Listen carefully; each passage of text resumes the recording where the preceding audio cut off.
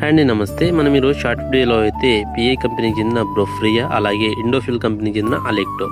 So ఈ రెండింటికి ఉన్న తేడా ఏంటి, సో వీటిలో మనకి ఏది మంచి రిజల్ట్ ఉంటుంది అనేది పూర్తి సమాచారం తెలియజేస్తాను. డోస్ ఎంత వాడుకోవాలి, అలాగే వీటి సమర్థవంతంగా దేనిపైన మనకు ఎఫెక్టివ్గా పనిచేస్తాయి అనేది పూర్తి సమాచారం తెలియజేస్తాను. వీడియోని చూస్తున్న వాళ్ళు లైక్ చేయండి, సబ్స్క్రైబ్ చేసుకోండి, ఫాలో చేయండి. సో ముందుగా తెలుసుకున్నట్లయితే పిఐ బ్రోఫ్రియాలో బ్రోఫ్లానిలాడ్ అనే టెక్నికల్ ఉంటుంది. అలాగే మనకు ఈ అలెక్టోలో కూడా మనకు బ్రోఫ్లానిలాడ్ అనేది మనకు 20% ఎస్సీ రూపంలో సేమ్ టెక్నికల్ అయితే రెండింటిలోనూ ఉంటుందండి. సో ఇది మనకు బ్రోఫ్రియా అయితే పిఐ కంపెనీ అందజేస్తుంది. ఇక్కడ మనకు అలెక్టో నుంచి ఇండోఫిల్ కంపెనీ అయితే అందజేయడం జరుగుతుంది.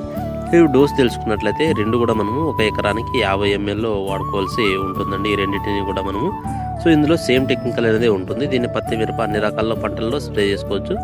మిరప పంటలో మనకి ఇప్పుడు మేజర్గా నల్ల తామర పురుగు సమస్య అనేది ఎక్కువగా బాధపెడుతుంది. సో వాటి ఉధృతిని తగ్గించడానికి చాలా సమర్థవంతంగా అయితే ఈ రెండు పనిచేయడం జరుగుతుంది. సో మీకు రెండిట్లో ఏది అవైలబుల్గా ఉన్నా కూడా వాడుకోవచ్చు. మంచి రిజల్ట్స్ అయినా వచ్చే అవకాశం ఉంటుందండి. సో బ్రోఫ్రియా అయితే 50 ml, అలెక్టో అయినా 50 ml. సో మీకు ఈ రెండిట్లో మీకు కన్ఫ్యూజన్ ఉంటుంది. ఒకసారి బ్రోఫ్రియా వాడతారు, ఇంకోసారి అలెక్టో వాడతారు. సో ఈ రెండింటి మధ్య తేడా తెలియక మీకు 2 స్ప్రేలను వరుసగా ఇవే మందులు వాడుతుంటారు. సో బ్రోఫ్రియా వాడినా సేమ్ రిజల్టే ఉంటుంది, అలెక్టో వాడినా సేమ్ రిజల్టే ఉంటుంది. సో ఒకసారి బ్రోఫ్రియా వాడిన తర్వాత వేరే మందు అయితే వాడుకోండి.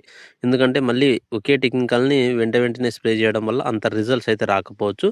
సో ఎందుకంటే ఒకే మందు టెక్నికల్ అనేది బాటిల్ వేరైనా మందు మాత్రం సేమే ఉంటుంది. కాబట్టి ఈ విధంగా మార్చి స్ప్రే చేసుకుంటేనే మంచి రిజల్ట్స్ అయితే ఉండడం జరుగుతుంది. ఈ బ్రోఫ్రియా, ఇండోఫిల్, అలెక్టో అనేది కూడా ఒకే మందు ఒకే టెక్నికల్ అయితే ఉండడం జరుగుతుంది.